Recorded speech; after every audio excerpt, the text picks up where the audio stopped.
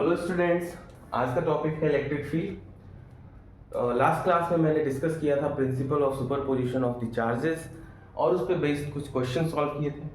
Electric field का concept हम लोग पढ़ते हैं और इसमें देखते हैं कि क्या होता है। सपोज करिए कि कोई चार्ज कहीं रखा हुआ है स्पेस में।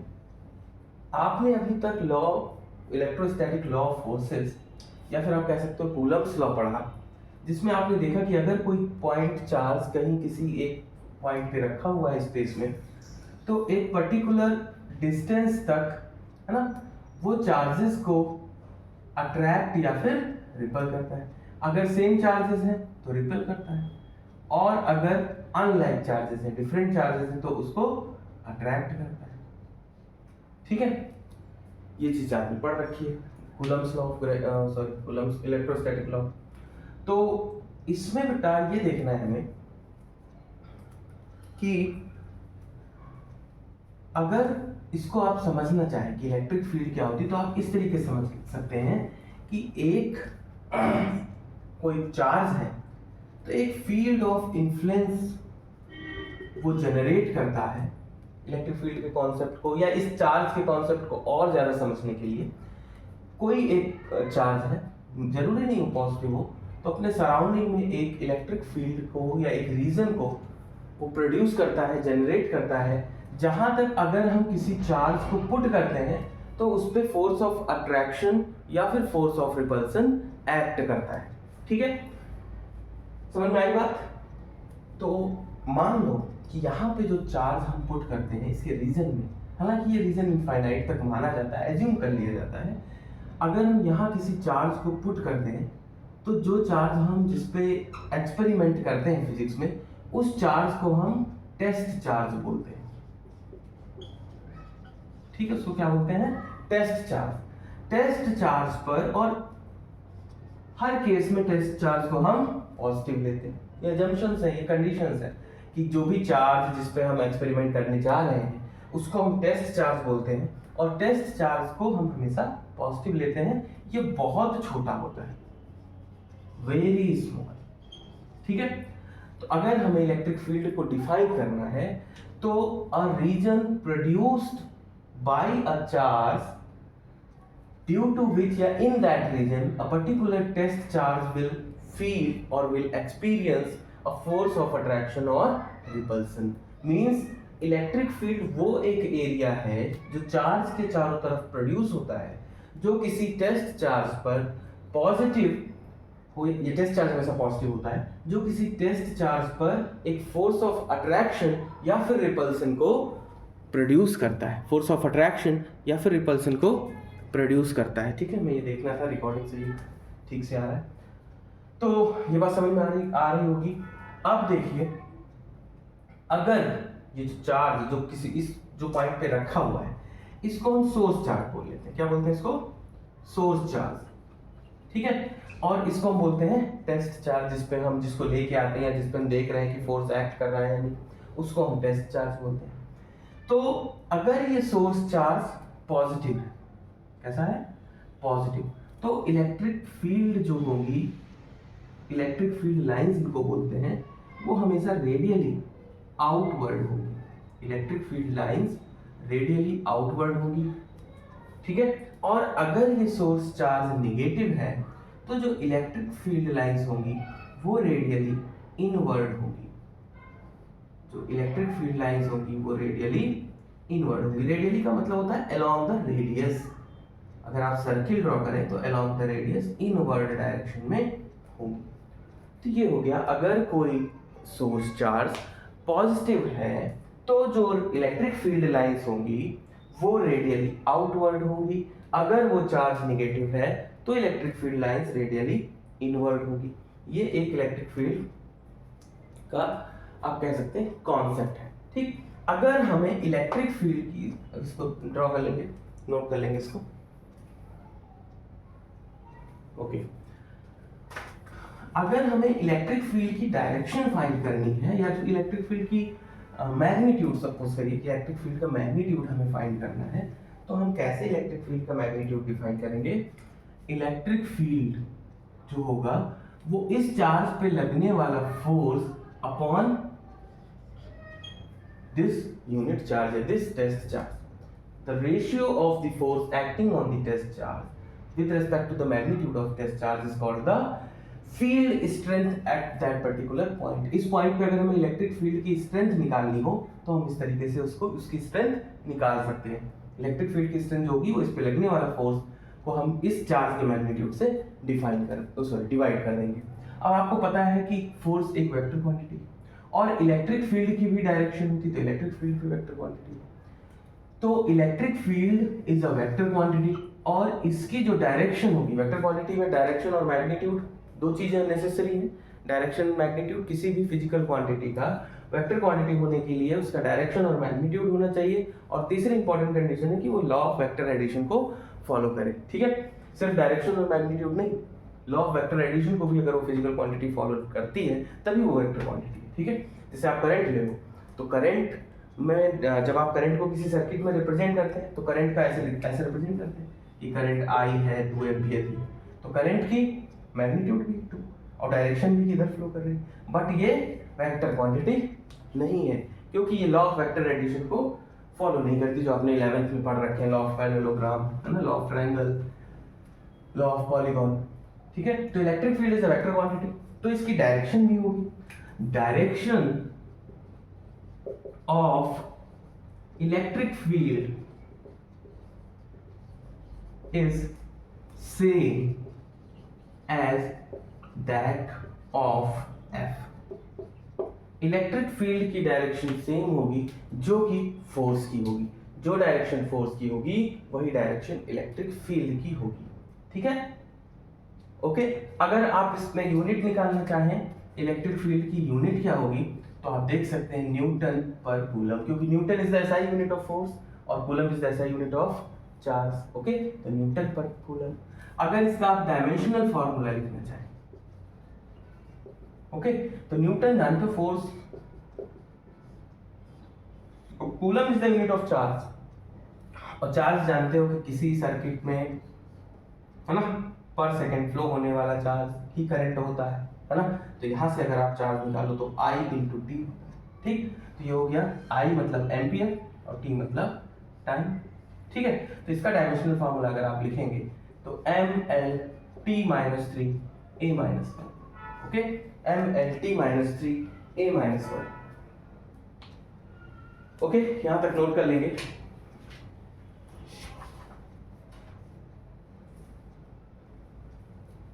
ओके, क्लियर है यहां तक? ठीक है, okay. A is the dimensional formula of current, current की जो यूनिट होती है एम्पियर, उसका है। ठीक, अब इसकी थोड़ा इलेक्ट्रिक फील्ड के बारे में थोड़ा और जान लेते हैं, थोड़ा और पढ़ते हैं, देखते हैं आगे, और अब कर देता हूं। देखो, इलेक्ट्रिक फील्ड जो है force divided by the respective charge. Okay, अब यहां पे अगर आप देखो एक चीज देख लो, एक बार क्लियर आ रहा है? ओके, अगर यहाँ पे एक चीज आप ध्यान से देखो तो मैंने कहा कि ये टेस्ट चार्ज हम पॉजिटिव लेते हैं, है ना, बहुत ही छोटा होता है मैग्नीट्यूड में, बट ये होता तो पॉजिटिव है, और हर एक चार्ज अपने सराउंडिंग में फोर्स ऑफ अट्रैक्शन या रिपल्सन को जनरेट करता है, प्रोड्यूस करता है, एक फील्ड प्रोड्यूस करता है। इसका मतलब ये हुआ इसकी भी फील्ड होगी, इस चार्ज की भी फील्ड होगी, तो ये चार्ज की फील्ड इस चार्ज की फील्ड को क्या करेगी, इंटरप्ट करेगी। इसका मतलब इस चार्ज की वजह से इलेक्ट्रिक फील्ड की जो स्ट्रेंथ है वो एग्जैक्ट नहीं आएगी, कम हो जाएगी, है ना, या वेरी कर जाएगी, उस पर इफेक्ट डालेगा ये चार्ज। इसलिए हम ये अजम्पशन लेते हैं कि ये जो चार्ज है ये बहुत छोटा है, तभी ये फार्मूला सही डिफाइन कर पाएगा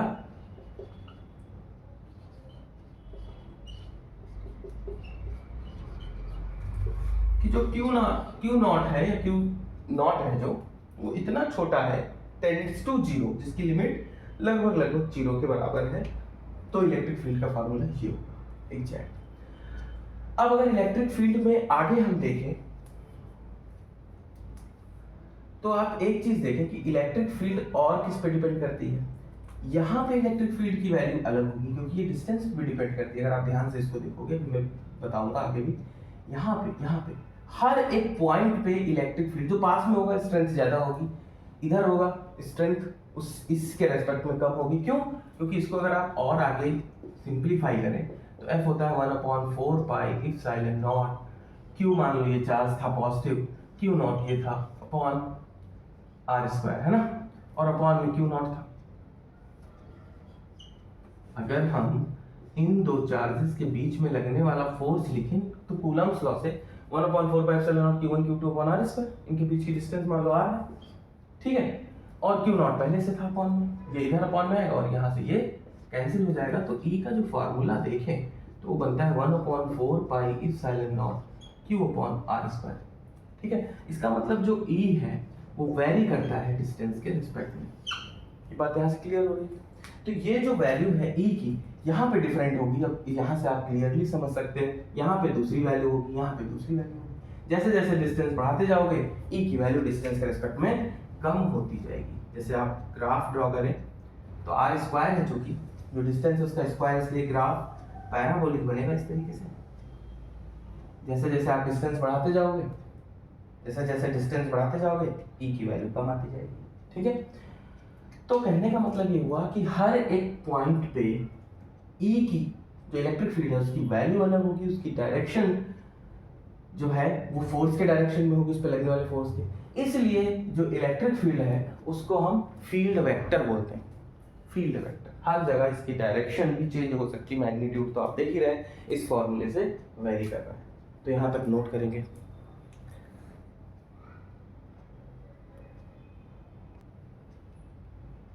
ओके, ठीक है। अब इलेक्ट्रिक फील्ड पे बेस्ड कुछ क्वेश्चन सॉल्व करते हैं।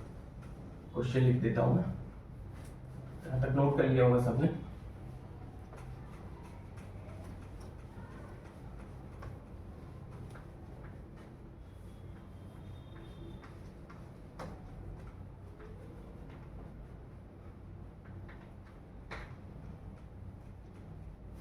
क्वेश्चंस की जितनी ज्यादा प्रैक्टिस कर सकते हैं उतना अच्छा है, उतना अच्छा है।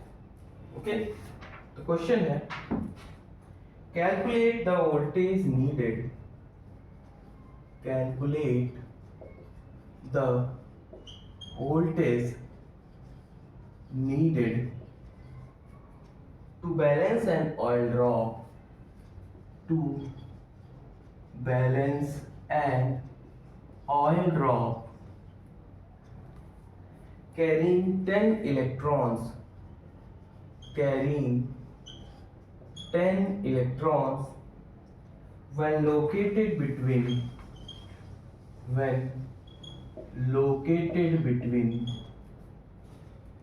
Plates of a capacitor. Capacitor के बारे में आगे पढ़ेंगे हम लोग, इससे परेशान नहीं होंगे। Plates of a capacitor which are 5 mm apart, which are 5 mm apart, which are 5 mm apart. The mass of oil drop, the mass of oil drop is 3 into 10 to the power minus 16, 3 into 10 to the power minus 16 kg. Take, ये given है आपको, G is equals to 10 metre per second square. Okay, ठीक है। तो electric field के concept से ये question solve होना है। क्वेश्चन पहले समझ लीजिए। एक कैपेसिटर है, ठीक। कैपेसिटर एक तरीके का अरेंजमेंट होता है जो चार्ज स्टोर करता है ना, और suddenly means very less time में उस चार्ज को डिस्पर्स या डिस्चार्ज करता है। इसके बारे में हम लोग पढ़ेंगे अगली आगे आने वाले लेक्चर्स में, जब ये टॉपिक आएगा कैपेसिटर, कैपेसिटेंस। ओके, तो हाँ, एक कैपेसिटर, तो कैपेसिटर में प्लेट्स होती हैं, दो प्लेट्स हैं जिन पे चार्ज होता है। एक पे मान लो प्लस, मान लो नहीं, एक पे प्लस होता है और एक पे माइनस होता है, ठीक है। दिया हुआ है कि इनके बीच एक, calculate the voltage needed to balance an oil drop carrying 10 electrons when located between the plates. इन प्लेट्स के बीच में एक ऑयल ड्रॉप है of capacitor which are 5 mm apart, है ना, 5 mm अपार्ट डिस्टेंस में। The mass of the oil is 3 into 10 to the power minus 16। तो इसके बीच में ऑयल की ड्रॉप को बैलेंस करना है। तो एक बार ट्राई करेंगे इसको आप लोग खुद से। ओके ठीक है, देखिए एक यहाँ पे ऑयल ड्रॉप है जिस पर 10 इलेक्ट्रॉन्स के बराबर चार्ज है ना। तो चार्ज ऑन ऑयल ड्रॉप है वो 10 इलेक्ट्रॉन्स के बराबर है, और 10 एक इलेक्ट्रॉन पे चार्ज होता है 1.6 into 10 to the power minus 19 coulomb. तो ये चार्ज हो गया 16 into 10 to the power minus 19 coulomb. ये चार्ज है इस ऑयल ड्रॉप पे, ठीक, जो कि निगेटिव होगा। कैसा होगा? निगेटिव। क्योंकि निगेटिव क्यों होगा? क्योंकि इलेक्ट्रॉन्स पे निगेटिव चार्ज होता है और इलेक्ट्रॉन्स है इसके पास, तो निगेटिव, और ये भी निगेटिव प्लेट, तो रिपल करेगा, ऊपर की तरफ फोर्स लगेगा एफ, इलेक्ट्रोस्टैटिक फोर्स जो लगेगा। और इस पे एक फोर्स क्या लग रहा होगा कि इसका मास दिया हुआ है, तो ग्रेविटेशन की वजह से mg डाउनवर्ड्स एक्ट कर रहा होगा। तो इन इक्विलिब्रियम कंडीशन, जब ये जो ड्रॉप है ऑयल की ये रुकी होगी, उस कंडीशन में जो इलेक्ट्रोस्टैटिक फोर्स लग रहा है, जो ऊपर की तरफ फोर्स लग रहा है, जिसको हमने कहा इलेक्ट्रोस्टैटिक फोर्स है ना, वो इक्वल होगा किसके? Weight of the oil drop. जितना नीचे की तरफ वेट लग रहा है इलेक्ट्रोस्टैटिक फोर्स उतना ऊपर लग रहा है, उसके इक्वल होगा। तो इलेक्ट्रोस्टैटिक फोर्स निकालने के यहां से भी निकाल सकते हो, है ना, क्योंकि भाई आपने ये फॉर्मूला पढ़ा इलेक्ट्रिक फील्ड पे, ये बेस्ड क्वेश्चन, तो यहां से भी आप इलेक्ट्रोस्टैटिक फोर्स निकाल सकते हो। तो वो होगा Q इंटू E, इस ऑयल ड्रॉप पे जो चार्ज है वो इंटू इलेक्ट्रिक फील्ड की strength is equals to weight क्या होगा? m into g. अब आगे आने वाली क्लास में हम लोग पढ़ेंगे कि E का फॉर्मूला होता है v अपॉन डी, या dx upon v upon dv upon dx। ये भी फॉर्मूला आगे पढ़ेंगे जब हम पोटेंशियल डिफरेंस के बारे में। तो इस पोटेंशियल डिफरेंस और इलेक्ट्रिक फील्ड में रिलेशन पढ़ेंगे, वहां पे इस फॉर्मूले को डिफाइन करेंगे। और मास आपको दिया गया है 3 into 10 to the power minus 16, और जी कहा गया है 10। ओके, अब वैल्यू पुट करना है और v की वैल्यू को पूछा गया है कि कितना पोटेंशियल चाहिए वो निकाल लेना है। तो q आपने निकाला है 16 into 10 to the power minus 19, v upon d, d कितना है?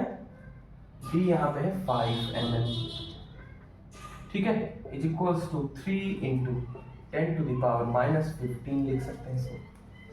यहाँ से आप v को सॉल्व करेंगे जब, तो लिख सकते हैं v इज इक्वल्स टू, लिखा है क्या? मैं ऊपर लिख देता हूँ, मिनट, हाँ मैं ऊपर लिख देता हूँ, नोट कर लीजिए यहाँ पर।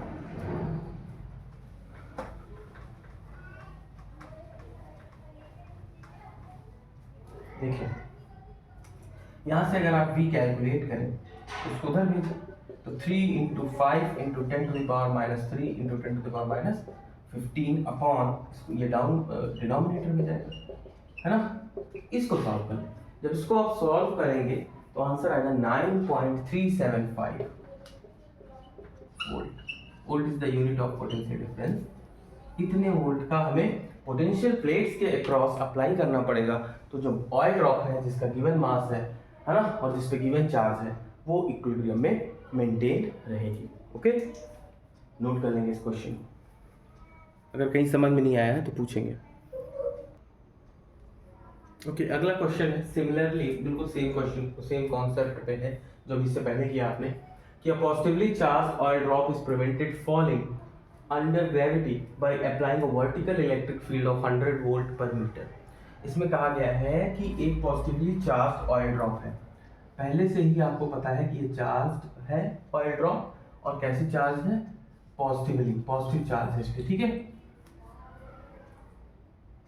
इस पे एक इलेक्ट्रिक फील्ड लगाई जा रही वर्टिकली ऊपर डायरेक्शन में 100 volt per metre. If the mass of the drop, मतलब इस पे नीचे की तरफ लगने वाला फोर्स होगा mg, और इलेक्ट्रिक फील्ड की तरफ वजह से लगने वाला फोर्स इधर की तरफ होगा f, ठीक है।